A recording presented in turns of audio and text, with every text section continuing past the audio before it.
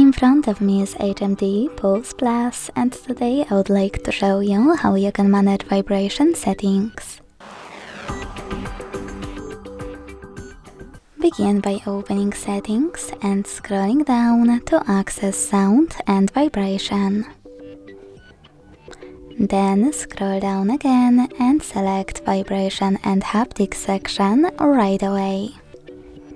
Now to enable or disable all vibration and haptics, use this switcher at the top.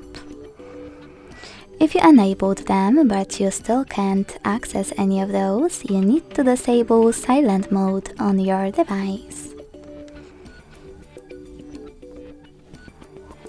Then click on all of those switchers next to all of those features to enable or disable haptic feedback for them. When you finished, go back. Now you can tap on Shortcut to prevent ringing and set up Vibrate by clicking on it.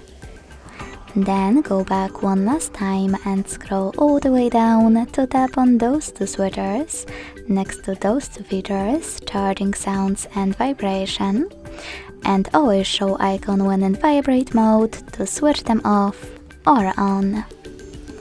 Thanks so much for watching. If you enjoyed this video, leave a like, comment and subscribe. Bye!